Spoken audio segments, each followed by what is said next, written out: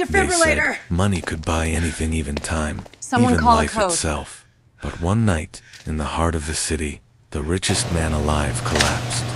15 doctors tried and failed, and in the silence between heartbeats, salvation came not from fortune, but from the unlikeliest place, a 14-year-old boy, the son of a cleaning lady. This is the night destiny turned upside down. The city never slept, but that night it held its breath. In a towering glass skyscraper overlooking the restless streets below, the wealthiest man in the region hosted a gathering of power and prestige.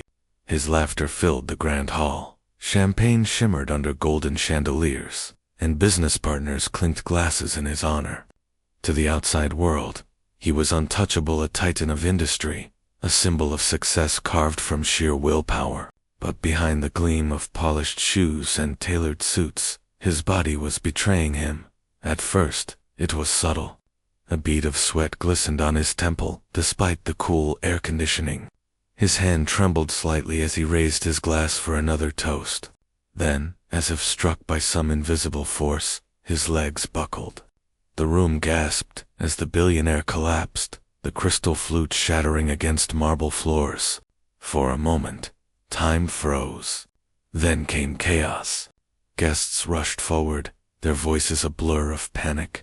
Security cleared space. Cell phones lit up, and within minutes, the man was rushed to the city's most advanced hospital. His fortune could buy him the best doctors, the most cutting-edge machines, and the fastest response teams.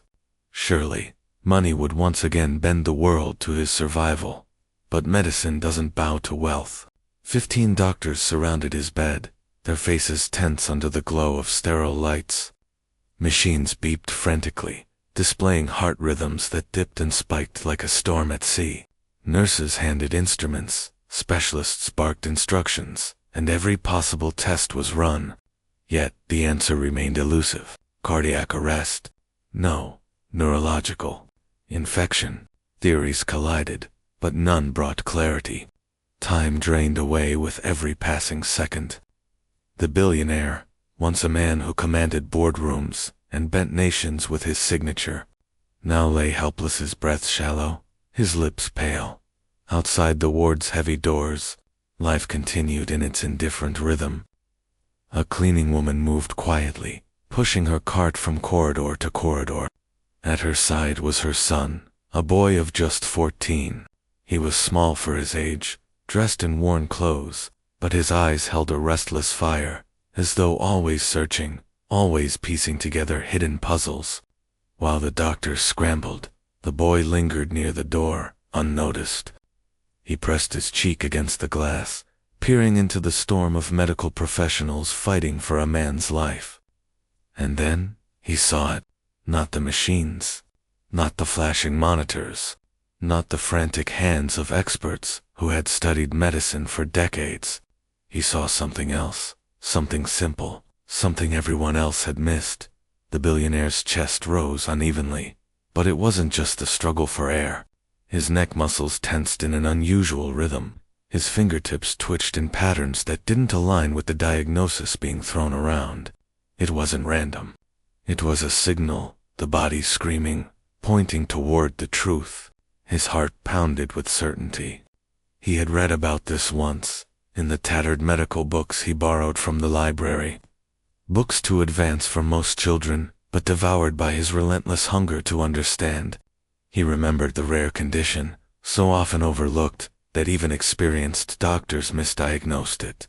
And now, right in front of him, a billionaire's life was hanging by that overlooked thread. Inside, the doctors argued louder. He's slipping.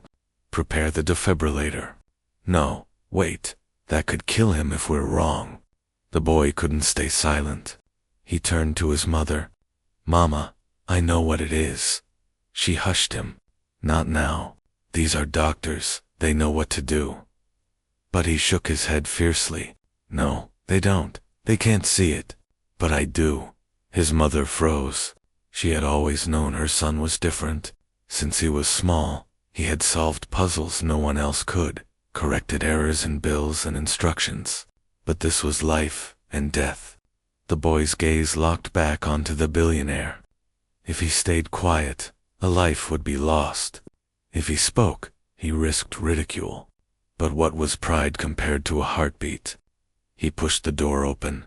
"Who let this kid in here?" A doctor snapped. His mother gasped, but the boy didn't flinch.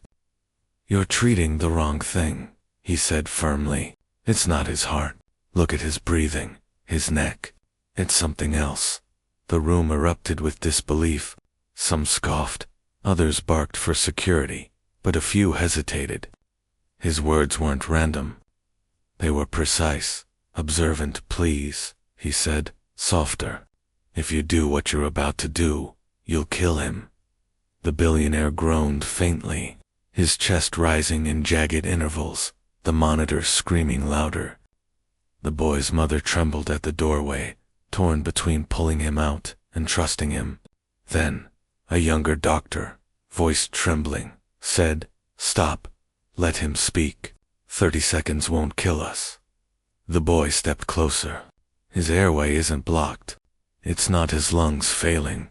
Look at the muscles in his neck. They're contracting wrong. And his fingers. See how they twitch in a rhythm. That's not random. It's neurological. There's a condition. Rare, but it fits. You're treating his heart, but the heart isn't the root problem. If you shock him now, you'll stop the little rhythm he has left. The doctors leaned in. One whispered, "Could it be?" The boy nodded quickly. "Yes, that's why he collapsed. That's why nothing you've done is working. You have to treat the brain, not the heart." A nurse traced the billionaire's twitching fingers, her eyes wide. "He's right." Doubt spread like fire.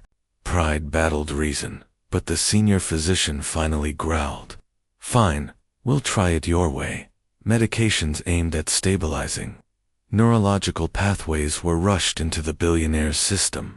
His chest rose with slightly more steadiness, his spasms easing by fractions. The boy stepped back, heart pounding. The fight had only begun. Doctors now asked him questions, listened to his reasoning, scribbled notes as he explained symptoms.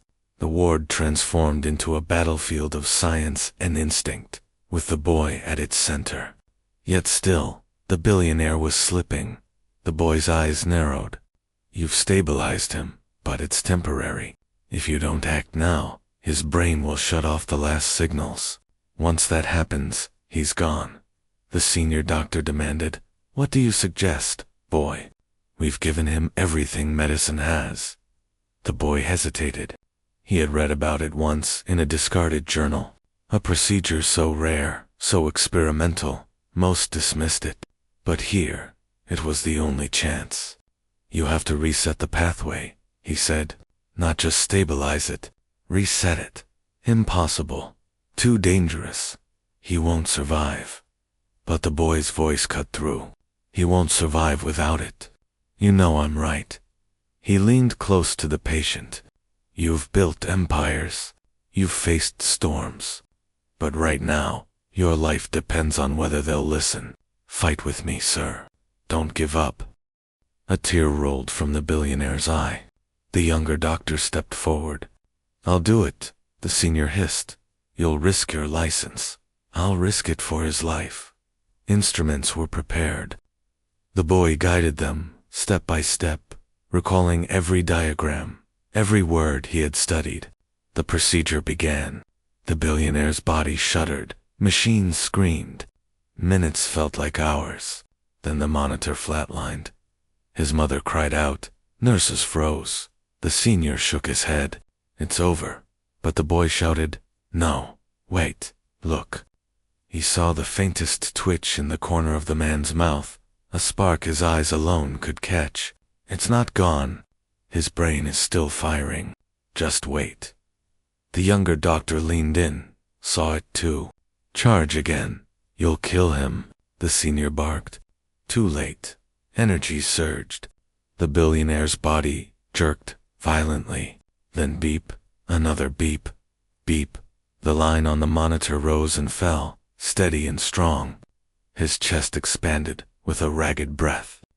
His eyes fluttered open. The room erupted.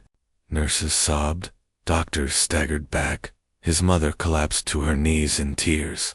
The billionaire had returned, not because of wealth, not because of status, not because of the countless degrees surrounding him, but because a boy no one believed in had seen what others could not. The senior physician lowered his head, humbled. "We would have lost him without you." The boy only nodded, his eyes on the man breathing again. The billionaire's lips moved faintly. "Thank you." The boy stepped back into his mother's arms, trembling now, allowing himself to feel the weight of what he had done. By dawn, whispers had turned to headlines. A billionaire, saved not by fortune, but by the mind of a 14-year-old boy. Some called it impossible. Others called it divine. But those who had been in that ward knew the truth. Genius does not wait for age, nor does courage bow to authority. And so, on that night, power, wealth, and status all failed, but a boy's courage did not. Remember this. Sometimes, the greatest genius hides in the most unlikely soul, and the smallest voice can rewrite destiny.